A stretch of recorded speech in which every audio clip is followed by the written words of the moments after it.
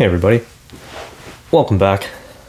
I'm bored, and COVID made me bored, and today I'm taking a look at the Exceed Fighting System card game. This is the Street Fighter version, and this is actually the print and play, because I wasn't 100% sure whether or not I'd want to spend the money. I actually can't find the Street Fighter themed Exceed fighting system on at my local game store, so I'd have to buy it straight from Level 99 Games.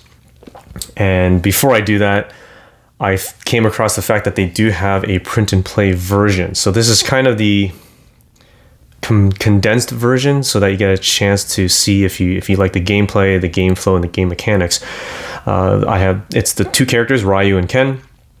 And you have a deck of, I believe, 30 cards. I think default in a retail box is 60 cards for the characters. And the core box or retail box that you can buy, I think there's, at least for Street Fighter, there's like 3 different ones. And I think a total of 12 different characters that you can buy. Each retail box has 4 characters. So this is sort of the print and play Ryu versus Ken demo version. And what I did was I printed it out, I've sleeved them, and honestly I'm actually pretty happy with just exactly what I have here. I don't really need any more or any less for this game, and it actually has been working out quite well. I actually may not even have to buy it. So I find this really interesting. The Exceed fighting system translates a video game fighter, like a fighting game like Street Fighter, going head to head. Your sort of position makes a difference. I actually find that translates into this card game very well. There's been really good reviews up for it, and I actually, playing it through, it was a little confusing at first because you have gauge, you have force, different ways to power up your attacks. But once I started to play through it, I kind of got the hang of it, and I actually realized that there is quite a bit of strategic depth for this kind of card game. Not only with your positioning, like movement, but your boosts that you can play to sort of give you an advantage. And what I like also is the strike mechanic, where you are declaring a strike against your opponent, and you are playing your attack card face down, and your opponent does the exact same thing. And you reveal the cards, and depending who has the, I guess, faster attacks first. And it's really interesting. So for each character, there's a set of cards. You have your normal attacks, which I think there are maybe 8 normal attacks.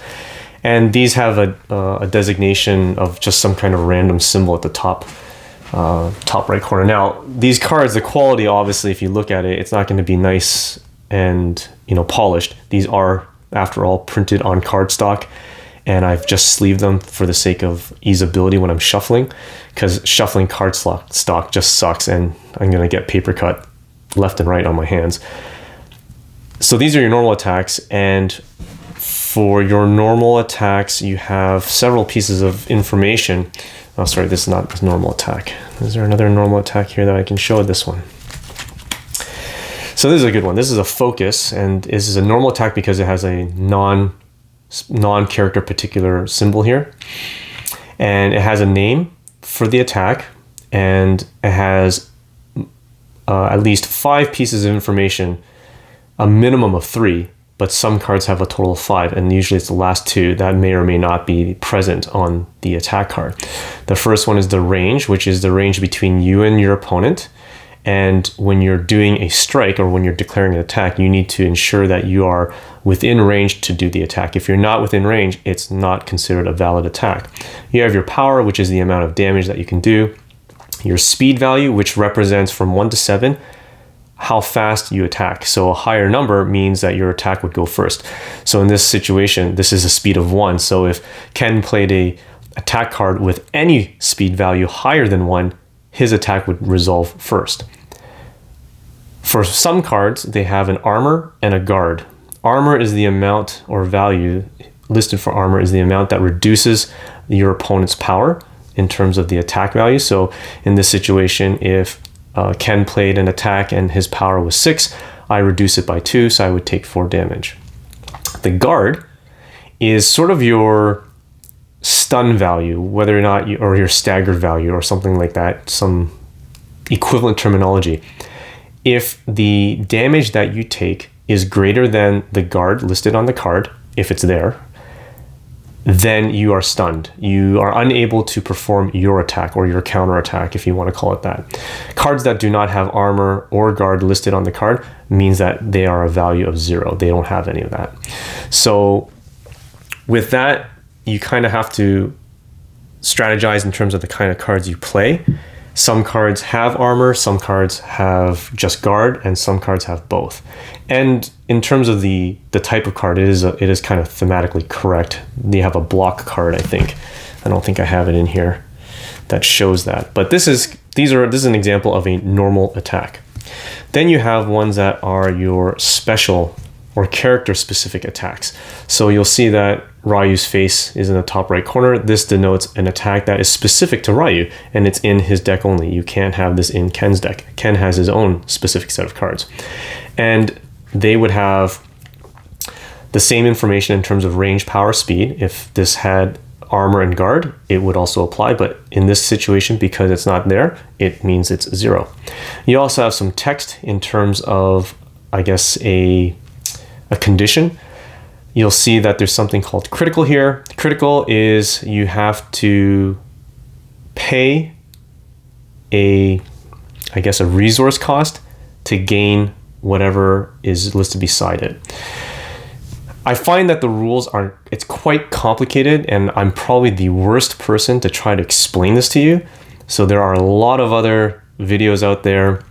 I think I learned from Board Game Geek, the playthrough that he did. But basically, when you're playing cards, you'll be earning 2 different type of resources that you can play. One called Force, which is sort of an immediate one-time use. And the other is called Gauge, which is sort of your energy or whatever. And any successful attack that you play will turn into Gauge, and you'll have sort of a place on your player mat which provides Gauge. I think the easiest way is once I start playing it, you'll understand it. The card also has 2 parts. I should have explained this on the other one as well, where you have the top part is your attack. The bottom part, where it's in the yellow, is called a boost. A boost is sort of a ongoing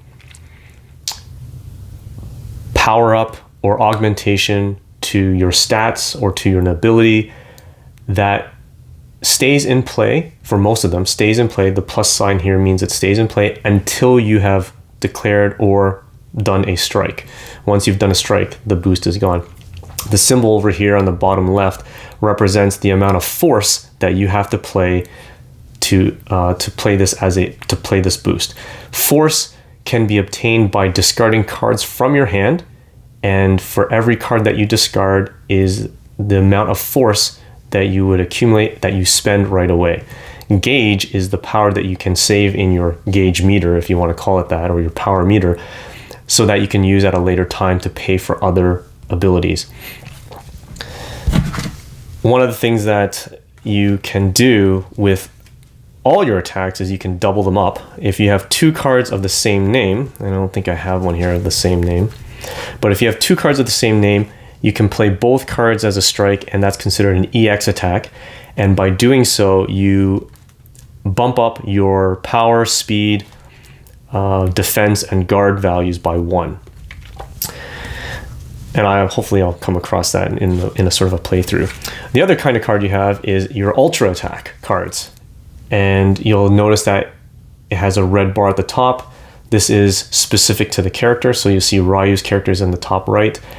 And you'll see that there's a number here on the top, which has a number 4. This is the resource from your gauge that you must pay in order to play this card.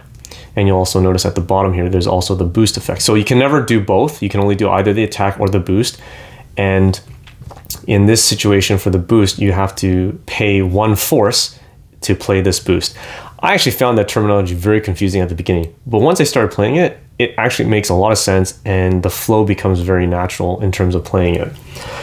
So on your turn, your first player, you would declare who's first and who's second player, and you would draw a hand of 5. The person going second would draw a hand of 6. And during your turn, you can take one action, and that action can either be sort of a prep, which means you draw a card from your deck. You can change cards, in which case you would spend force, which means you need to discard a card from your hand to gain 1 force, and then you can each force that you gain, you can draw a card from your deck.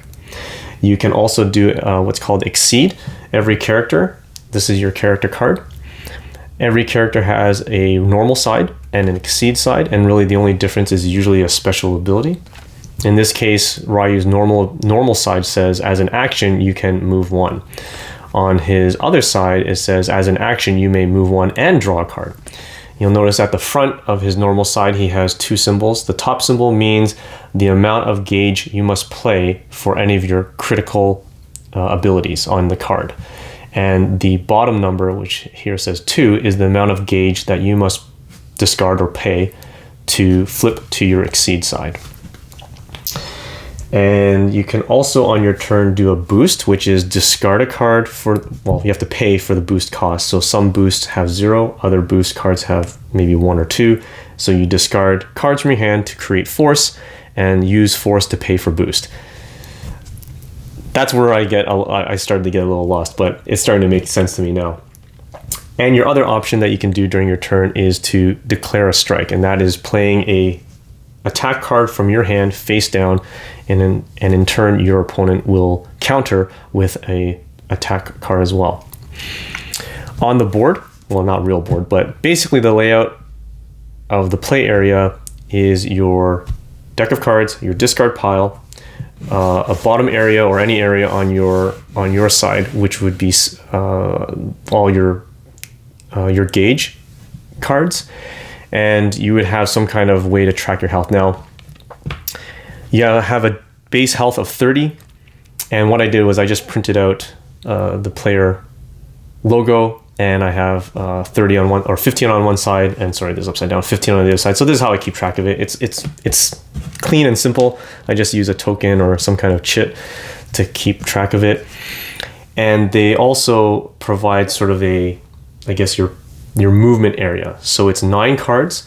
Basically, I downloaded an image of a bridge, and because it's a classic bridge that I see Ryu and Ken fighting on, and player 1 and player 2 would start on positions 3 and 7 respectively. And this is sort of where movement plays a factor, and how you can navigate yourself and position yourself to try to have an advantage. So I'm going to do just a real quick demonstration playthrough. This is by no means a comprehensive gameplay, but I just wanted to show you what it looks like. So we'll start with Ryu. He'll be first player. He's going to draw 5 cards. He'll play it open-handed here. And Ken will have 6 cards. So he's going to have 6 cards. We'll leave it over here for now. So on Ryu's turn, he can do any one of those actions. And in my situation here, I've got a couple things here that I can do. So you'll see I've got a card here, which is his hurricane kick. And I'm not going to play it for the attack, but if you see at the bottom, I want to use the boost here, which gives me +1 power and +1 speed. There is no cost to play this boost, so I don't need to discard any cards from my hand to generate force.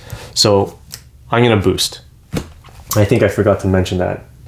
Yeah, boost, you can as one of your actions. So I put this down as boost. This is not an attack. I am boosting it, which is augmenting my next attack that I do.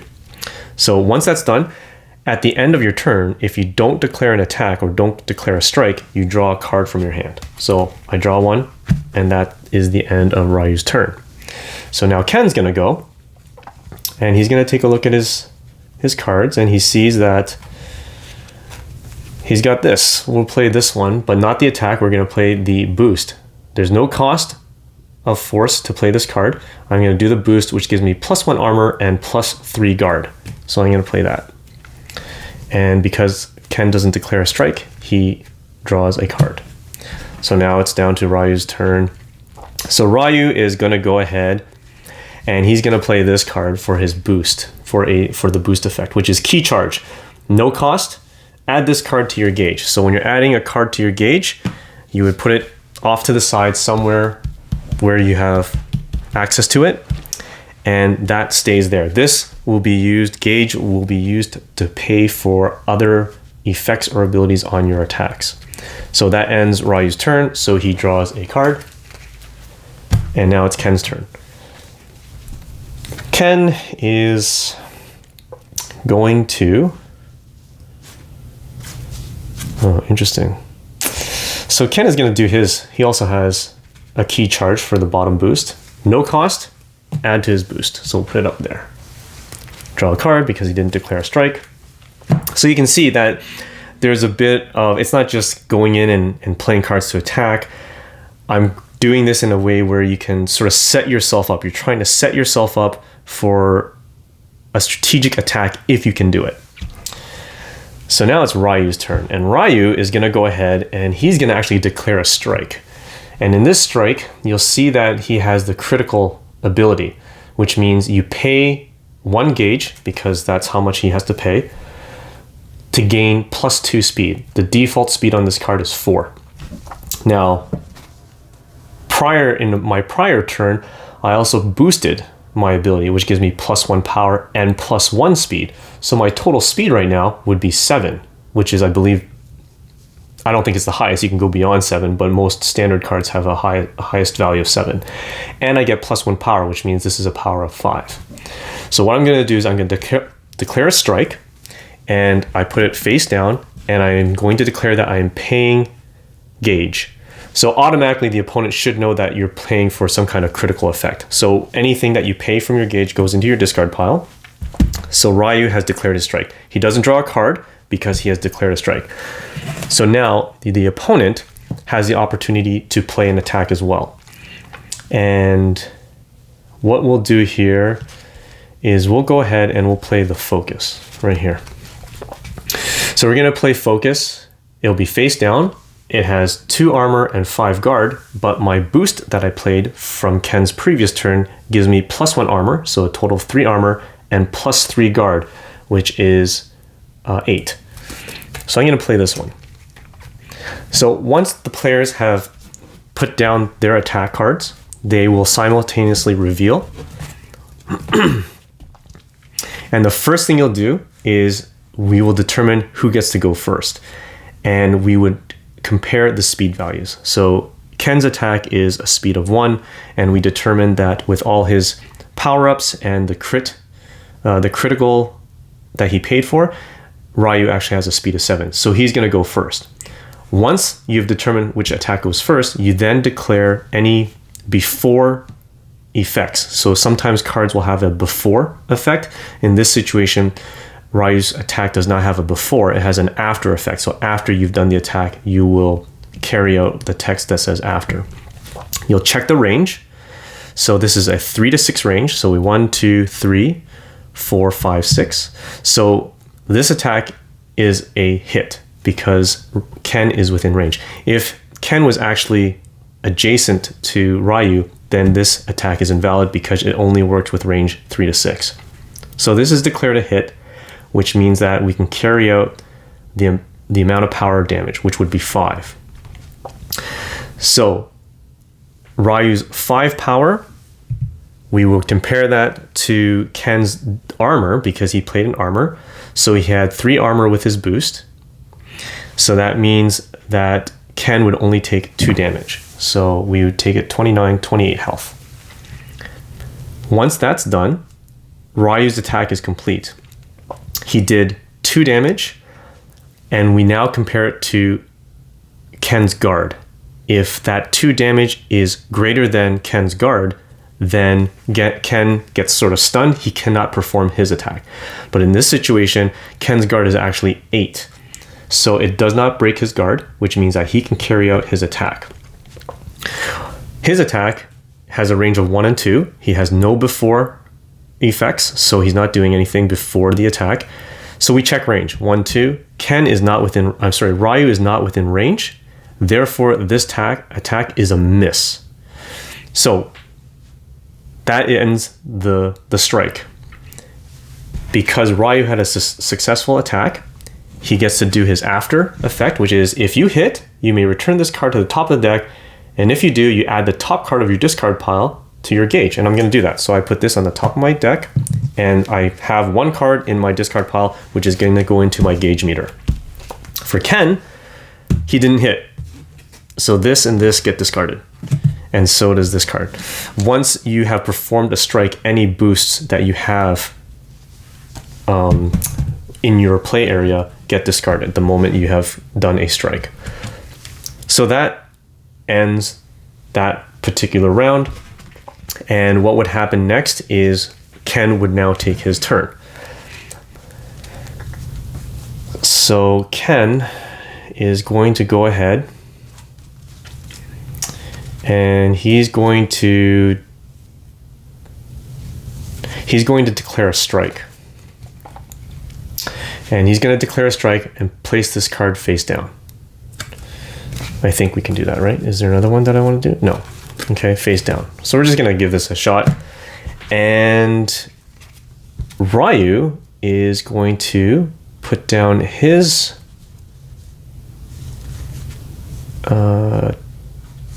attack.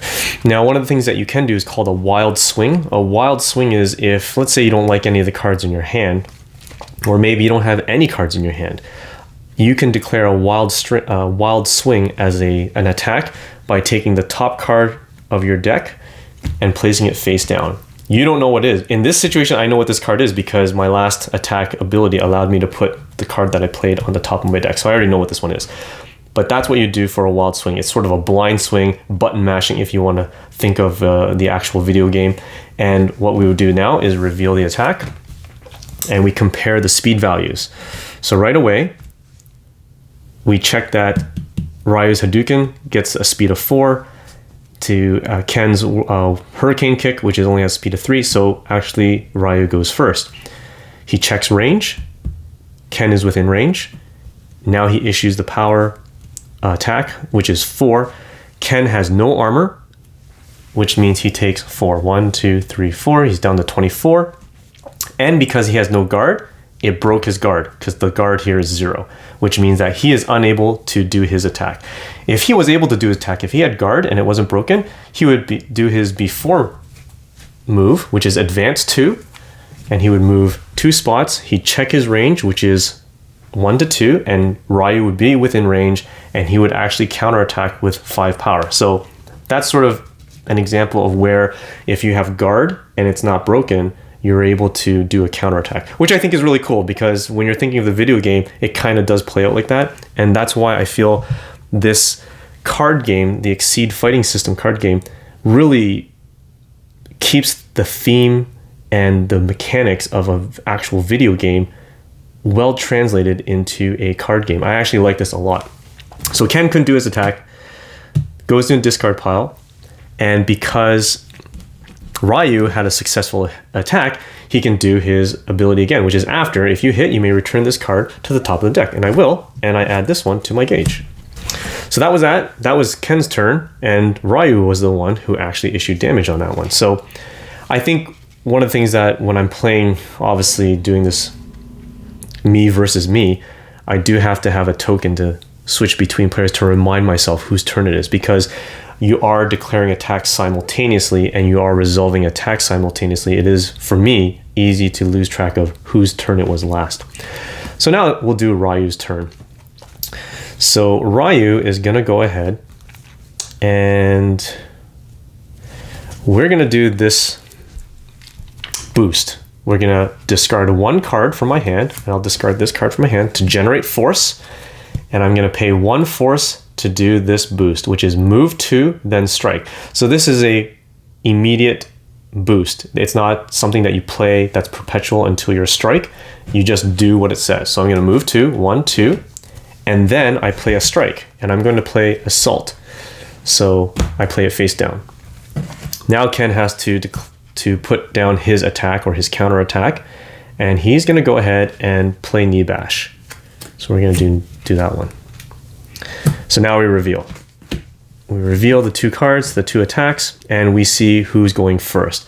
We see that Ryu's assault card has a speed of 5, whereas Ken's knee bash only has 2. So what we're going to do is we are going to do his assault first. And he has a before status, which is before the attack, you close 2. Close means you move towards 2 spaces towards the character without passing the character. In this game, you are able to actually go to move beyond the character's position depending on the keyword that you're using. And honestly, it's better to consult the rule book on that one, because there's quite a few that help you understand your movement abilities.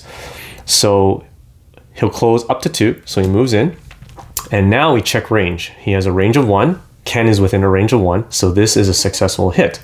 You'll see that he has a hit condition. If he is able to hit the opponent, he gains advantage, which means you take the next turn regardless of who initiated the strike. So it was Ryu's turn, and because he played this card and he has successfully hit Ken, he actually gets to go again. So we're going to issue 4 damage to Ken. Ken has no armor, but he has guard. So he's going to take 4. 1, 2, 3, 4. He's down to 20. He has a guard of 5, which means that he's not stunned. He is able to carry out his attack. So his attack, he checks range, which is 1 and 2. Ryu's within range. He issues a damage of 5. So Ryu's going to take 5, and he's down to 5. He finally gets some damage. And that's it. So this goes into Ken's gauge because it was a successful hit, and so does this one. Ryu gets to go again because of his last attack had that advantage. So if he wanted to, he can play this one right away, and he's going to do that. We're going to do an immediate strike. And we'll do the sweep. So right away we reveal the cards, and we see who goes first. We see that Ryu's grasp attack is a speed of 7 compared to Ken's attack, which is a speed of 4. So he's going to go first.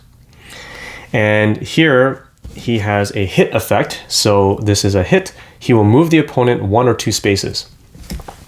So Ken is going to move 2 spaces, but we're going to issue our damage, which is a damage of 3, and we're going to push him over. We do 3 damage. He has no armor, so he is 1, 2, 3. He's down to 17. Ken's attack had a guard of 6, so Ryu's attack did not break guard, which means we can now do Ken's attack. And he checks range. 1, 2, 3 is within range. It has a damage value or power of 6. So Ryu has no armor. He's going to take 6. 1, 2, 3, 4, 5, 6. He's down to 19. And because of the hit effect, the opponent must discard a card at random, but Ryu doesn't have a card. So this strike has finished, and they both were successful hits, so they both go to gauge. So this gameplay will continue until your opponent or one of the players' health is beaten down to below 0. And you would go back and forth in this manner, using your boosts or powering up your attacks, trying to strategize which attacks you want to be in, trying to sort of anticipate the kind of attacks that your opponent's trying to do, and ultimately you're trying to sort of outbest them, as with any head-to-head card game. What I like about this is I feel it holds true to that sort of Street Fighter feel, the wild swing for sort of like button mashing, and you're like trying to get in that first hit. In Street Fighter, there were counterattacks depending on what you did, and you're also trying to guess how they position, your opponent positions themselves. They could be setting themselves up for a Hadouken, or they're trying to get in close for that Shoryuken and do that uppercut on you. So I really feel like the theme and the mechanics of that video game really translates really well into this card game. And for me, it's enough to have this print and play deck. I might actually, because I think the core box comes with Ryu, M. Bison, Zangief, and I forgot Akuma. I forgot his name. So having a few extra characters might provide that diversity, because I think that their attacks are very character centric, so they are unique to the character, and some of the abilities and the boosts that they have, other characters don't have that. So I can see myself, if I really wanted to, picking up that retail box and buying it online. It's $60, and it's a little steep for me right now, especially when I'm pretty happy just having Ryu and Ken face off head to head. Sort of what I grew up when I started to play Street Fighter 2. So there you go. That is Exceed fighting system with this is the Street Fighter version of it. Sort of a playthrough, run through of how the card game works. And I hope you enjoyed it. Until next time, stay bored.